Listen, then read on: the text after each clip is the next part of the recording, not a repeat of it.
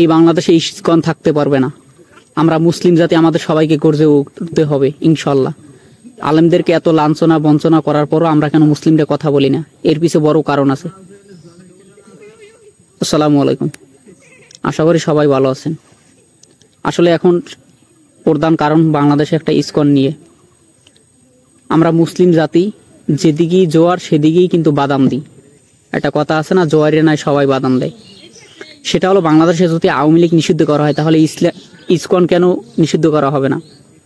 ISKCON কিন্তু শুধু বাংলাদেশে নয়, এটা আন্তর্জাতিক। ইস্কন অর্থ হরে কৃষ্ণের উপাসনা বা কৃষ্ণের উপাসনা। আচ্ছা, এই যেটা ইস্কন গ্রুপ, দেখেন গাজীপুরে এক আলেমদেরকে নিয়ে কি করছে, জঙ্গলে নিয়ে শিকল দিয়ে হাত পা বেঁধে রাখছে, তারপরে পরনে যা ছিল সেটা ওনাকে খুলে নিয়েছে। তাছাড়া চট্টগ্রামে আলেমকে হত্যা করা হয়েছে, অসংখ্য নারীদেরকে দর্শন করা হয়েছে, ছোট ছোট শিশুদেরকে দর্শন করা হয়েছে এই ইস্কন গ্রুপ। তাহলে আমরা কেন চুপ করে আছি? আমরা সবসময় বলি যে আন্দোলন করলে সবারই করতে হবে। আচ্ছা ভাই, দেশে আন্দোলন করলে সবাই যদি নামতে পারে, তাহলে ইস্কন হঠাৎই কেন আমরা সবাই নামবো না? আমরা সবসময় বলি আমরা 98% মুসলমান, তাহলে মুসলমানের পরিচয় কি শুধু নামেই মুসলমান?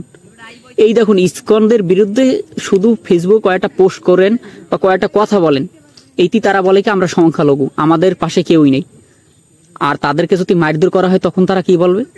তারা এই সংখ্যালঘু বলতে বলতে আমাদের ইসলামটাকে তারা শেষ করে ফেলছে প্রায়। আর আমরা মুসলিম জাতি চেয়ে চেয়ে আছি, ক্ষমতার লোভে আমরা অন্ধ হয়ে গেছি। আপনি খোলাফায়ে রাশিদের শাসন আমল দেখেন, এই যে হযরত আবু বকর, হযরত ওমর, হযরত ওসমান, হযরত আলী, এই 4 খলিফার পরেই যে খোলাফায়ে রাশিদিন যারা আসছে পরে, তারা কিন্তু সবাই নিজেদের স্বার্থ চাইছে। রাসূল সাল্লাল্লাহু আলাইহি ওয়াসাল্লামের বিশিষ্ট সাহাবী মুআবিয়া রাদিয়াল্লাহু তাআলা আনহু, এর নাম হয়তো সবাই প্রায় জানেন। আচ্ছা, আমি যদি প্রশ্ন করি এজিদের বংশ কি? খ্রিস্টান। আমি যদি প্রশ্ন করি এজিদের বংশ কি, অনেকেই জানবেন খ্রিস্টান, ইহুদি, নাসারা, বৌদ্ধ। আসলে না, এজিদ কিন্তু মুসলিম এবং বিশিষ্ট সাহাবী হযরত মুআবিয়া রাদিয়াল্লাহু তাআলা আনহুর সন্তান কিন্তু।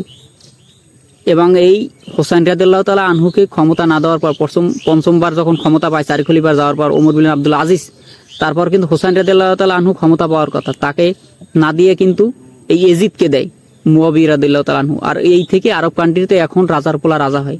আগে কিন্তু এই রাজতন্ত্র ছিল না। আগে সবাই যেটা চেত, আলেম সমাজ বা সংগঠিতভাবে সবাই যেটা চেত সেটাই কিন্তু হতো।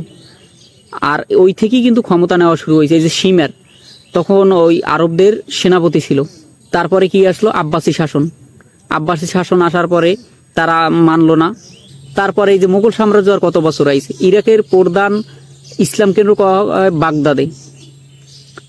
তখন কিন্তু মুঘল সাম্রাজ্য আসার পর তুর্কিরা আসছিল। তুর্কিরা আসার পরেও এই যে চেঙ্গিস খান, সেটাও কিন্তু ক্ষমতার লোভে চেঙ্গিস খান নিতে পারছিল, আর লক্ষ লক্ষ মুসলমান কিন্তু জবাই করছিল। আজকাল আমরা বাংলাদেশে দেখবেন আওয়ামী লীগ কন, বিএনপি কন, জামাত কন, যারাই কন, একজনের প্রতিবাদে অন্যজন নামে। কিন্তু আলেমদেরকে যখন মারা হয় কেউ কোনোদিন প্রতিবাদ করে না। কারণ কি? ওই যে ইহুদিদের দালাল। আবার দেখবেন যে আমি যদি প্রশ্ন করি পৃথিবীর মধ্যে সবচেয়ে বড় শিরক কি, সবাই কিন্তু বলবে পৃথিবীর মধ্যে সবচেয়ে বড় শিরক হলো আল্লাহকে না মেনে অন্য কাউকে খোদা মানা, অন্য কাউকে উপাসনা করা। আর অন্য কাউকে উপাসনা করা এটা সবচেয়ে বড় শিরক। আপনি লক্ষ্য করে দেখবেন অন্য কাউকে খোদা মানাই কারা বেশি? এই ইস্কন গ্রুপ, এই হিন্দুত্ববাদী যাদেরকে দশাতি বলা হয়, পুজো করা হয়, মূর্তি বানানো হয়। আমরা মুসলিম হয়, আমাদের কি ন্যূনতম মাথায় জ্ঞান নাই? আমরা মুসলিম হয় কিভাবে পূজার মণ্ডলে গিয়ে ওইটা পাহারা দেব? তার মানে আমরা ইস্কনের যা মূর্তি আছে, তারপরে যা কিছু আছে, আমরা ওটা ভাঙতে দিব না। আমরা চাইবো যে শিরিক করুক। ওই এক লোক ইসলামী আন্দোলনের একজন লোক বক্তব্য দিয়েছিল, সে কিন্তু মুসলিম, যে একটা পয়সার এপিঠে শাপলা ওপিঠে মানুষ। তার মানে কোনো ভেদাভেদ নাই। আমাদের হিন্দু মুসলিমদের মধ্যে কোনো ভেদাভেদ নাই। নাউজুবিল্লাহ, আস্তাগফিরুল্লাহ। এটা কোনো মুসলিমদের কথা হতে পারে? আপনি একটা মুসলিম হয় কিভাবে আপনি একটা মূর্তি পাহারা দেন? আর সবচাইতে বড় নিকৃষ্টতম ঘৃণার কাজ আমি মনে করি এটা তো একটা শিরিক। আপনি শিরিক হয় কিভাবে মূর্তি পাহারা দেন, যেটা যেন কে না ভাঙতে পারে। যদি ইসলামী রাষ্ট্র হয় তখন তো এমনি ঘোষণা দেবে যে কোনো কাউকে হামলা করা যাবে না, কোনো দলের উপর আক্রমণ করা যাবে না, তারাও তাদের দলে আক্রমণ করবে না, আমরাও কারো দলে আক্রমণ করব না, যার ভালো লাগে ইসলাম গ্রহণ করবে। কিন্তু এখন তো ইসলামী শাসন নাই দেশে, কিন্তু এখন আমরা কোন দুঃখে পাহারা দিতে যাই? আর দেশে যদি 98% মুসলমান থাকে, ওই মূর্তি ভাঙতে কারা যাবে? হিন্দুরা যাবে? কখনোই না, তারা তো মূর্তি ভাঙবে। তাহলে কি মুসলমানরা মূর্তি ভাঙতে যায়?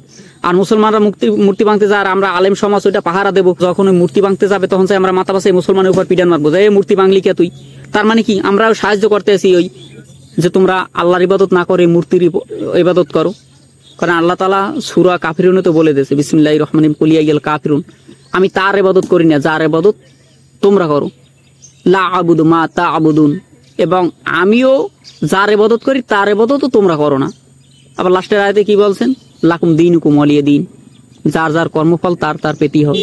আবার সূরা মায়েদার ভিতরে কোরআন শরীফে আল্লাহ তাআলা, কোরআন শরীফের 5 নম্বর সূরা মায়েদার ভিতরে 3 নম্বর আয়াতে আল্লাহ তাআলা স্পষ্ট বলে দিয়েছেন, আকমালতু লাকুম দীনাকুম, আমি দিনকে পরিপূর্ণ করে দিয়েছি। ও নিয়ামতি রদিতা, এবং নিয়ামত দ্বারা পরিপূর্ণ করে দিয়েছি।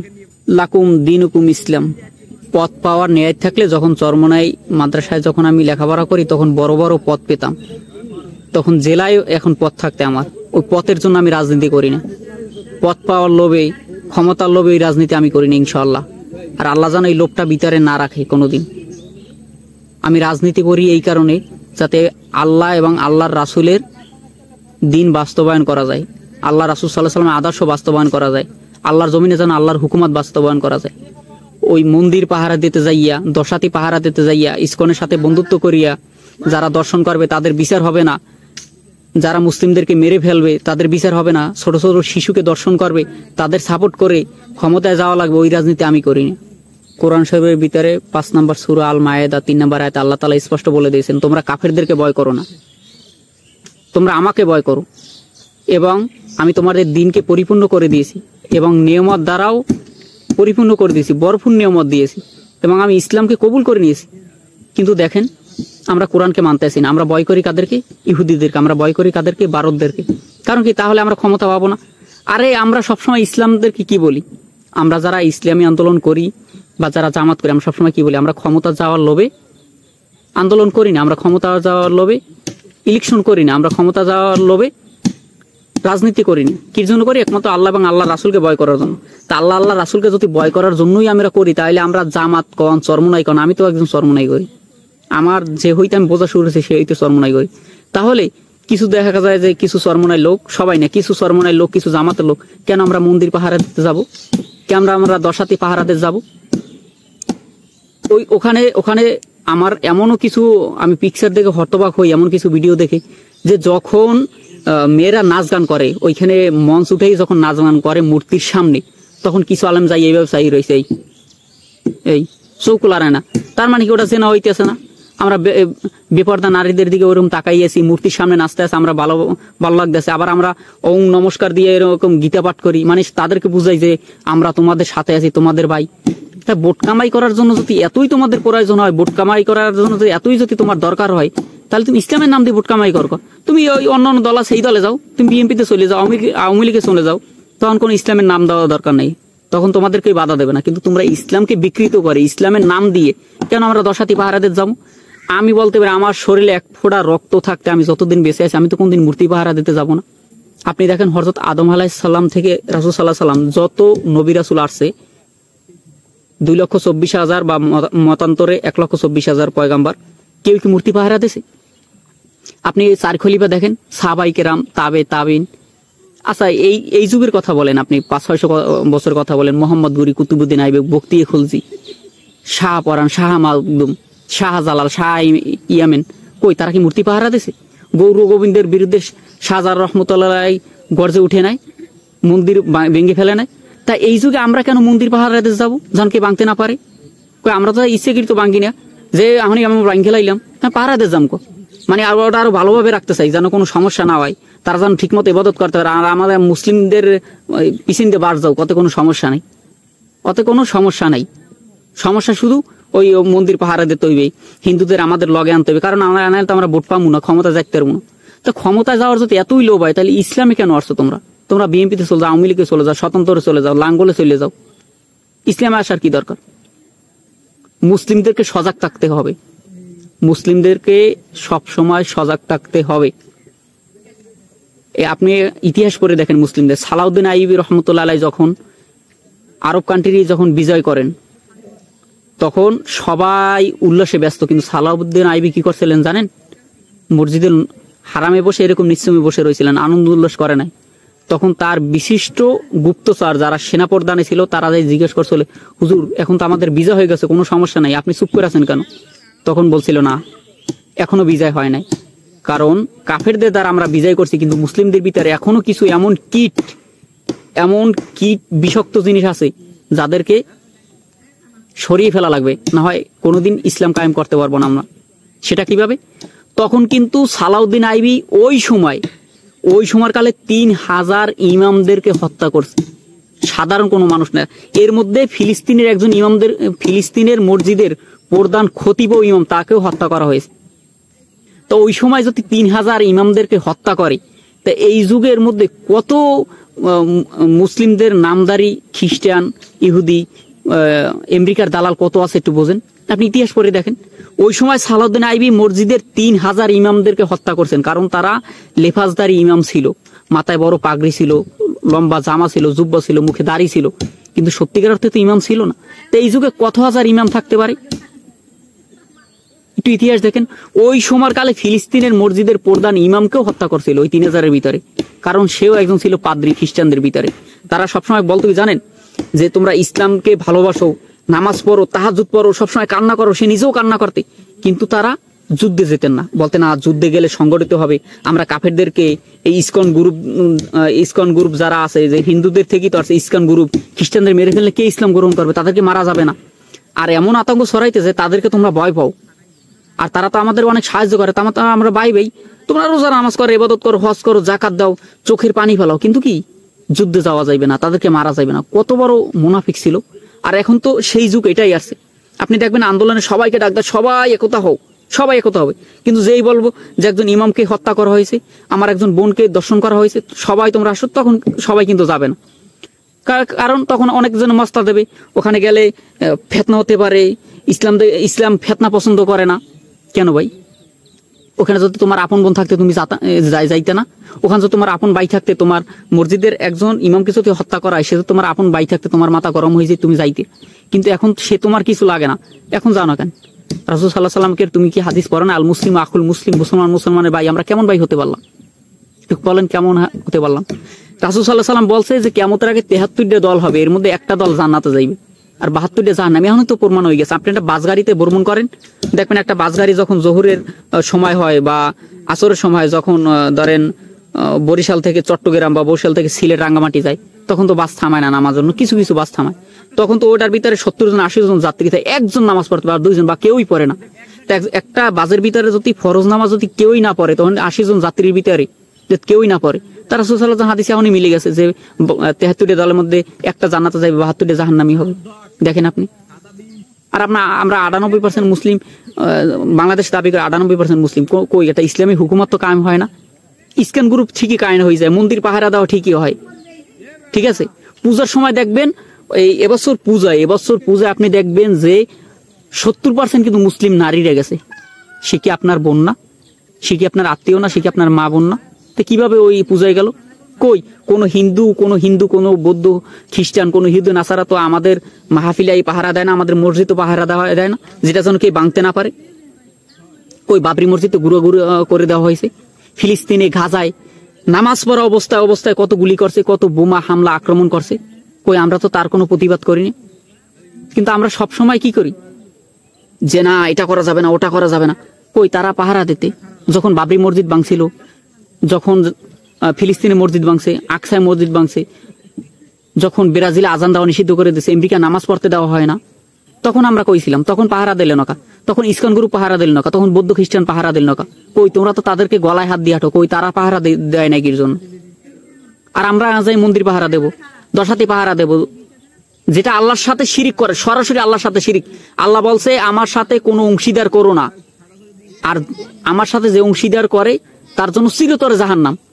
কই যারা অংশীদার করে আমরা তো তাদেরকে ফিরেই না আরো উৎসাহ দিই, তোমরা অংশীদার করো, আমরা পাহারা দিতে আসি, তোমাদের সেফটি দিতে আসি, যেন না ভাঙতে পারে। এই একটা পুজো হইলে আর্মির গাড়ি, সেনাবাহিনীর গাড়ি, নৌবাহিনীর গাড়ি, র্যাপের গাড়ি, বিজিবির গাড়ি আইতেই থাকার মধ্যে। কই একটা মাহফিল হইলে তো আয় না, কই একটা মসজিদে কেউ তো ওরকম যাইয়ে পাহারা দেয় না। এটা 3 দিন ব্যাপী মাহফিল তো পাহারা দেয় না, এটা পূজায় পার্মানেন্টলি আনসার দিয়ে থই, পুলিশ দিয়ে থই। তাইলে ওদেরকে কেউ কয়জন হামলা করছে? আর আমাদের মাহফিলে তো মুসলিমদের ভিতরে মুসলিমরা বাধা দেয় না, উজুবিল। আমরা কেমন মুসলিম হলাম? আমার কিছু বলার নাই। আর সর্বশেষ মেসেজটা হলো, ইসলামদারি কোনো মুসলমান ইসলামের নাম দিয়ে যে মসজিদে নামাজও পড়াবে, মসজিদে খুতবাও দেবে, সে আবার মন্দিরে যে মন্দির পাহারা দেবে, দশাতি পাহারা দেবে, ওই ইস্কনের লাগে বন্ধুত্ব করবে, হিন্দুদের সাথে বন্ধুত্ব করে গলাগুলি, আমি তোমার লাগে গলাগুলি ধরছি, আসো আমরা বাইবে, তারা কোনোদিন আমাদের বাই হতে পারে না। আর যারা এটার জন্য ভোট কামাই করবে, আমি স্পষ্ট বলে দিই, সে আমার নেতা হোক, সে আমার পীর হোক, সে আমার আমির হোক, যদি কেউ দশাতি পাহারা দিতে যায়, যদি কেউ মন্দির পাহারা দিতে যায়, যদি কেউ হিন্দুদের সাথে হাত মিলিয়ে বন্ধুত্ব করে, যদি ইস্কনের সাথে বন্ধুত্ব করে, যদি কেউ শিরিকের সাথে বন্ধুত্ব করে, সে যত বড় আলেম হোক, সে যদি এক হাতে পানি আর এক হাতে আগুন নিয়ে একসাথ করতে পারে, সে যদি জায়নামাজ দিয়ে পানির উপর দিয়ে হাইটে যাইতে পারে, তবু আমি ওই আলেমদেরকে বিশ্বাস করি না, তবু আমি ওই পীরদের বিশ্বাস করি না, তবু আমি ওই নেতাকে আমি মানি না। আমার জীবন থাকতে আমি ওই নেতাকে মানি না। আমি ওই নেতাকে মানি যার শরীরে 1 ফোঁটা রক্ত থাকতে সে কোনোদিন শিরক করতে পারে না, যার শরীরে 1 ফোঁটা রক্ত থাকতে সে কোনোদিন ইসলাম বিক্রি করে কোনোদিন বিদেশিদের সাথে বন্ধুত্ব করতে পারে না। ভারতকে খুশি করে, আমেরিকাকে খুশি করে, লন্ডনকে খুশি করে, ফ্রান্সকে খুশি করে, যারা মুসলিমদের নাম দিয়ে, ইসলামের নাম দিয়ে রাজনীতি করে ইসলামে ক্ষমতা যেতে চায়, তার আমি কোনোদিন সাপোর্ট করি না। এবং আমি স্পষ্ট বলে দিতে চাই, এটা সরাসরি বলে দিতে চাই আমি, কারণ এই ভিডিওটা তো যে কয়জন হোক তো আপনারা দেখবেন। আমি একজন ইসলামী শাসনতন্ত্র ছাত্র আন্দোলনের যখন সাবেক সহসভাপতি ছিলাম আমাদের ইউনিয়নের, যখন আমি সভাপতি, আমাকে পদ দেওয়া হবে, আমি কিন্তু নিতে চাই নাই। অনেকে পদ পাওয়ার জন্য পাগল, আর আমি পেয়েও নি নেই, কারণ তো তখন আমি বাইরে চলে গিয়েছিলাম, আর আমি পদটা নিতে চাইনি। কারণ পদ দিয়ে কি হবে? আল্লাহ তাআলা তো মৃত্যুর পর জিজ্ঞেস করবে না তোমার কত বড় পদ ছিল, আল্লাহ তাআলা জিজ্ঞেস করে তুমি ইসলামের জন্য কতটুকু কাজ করছো।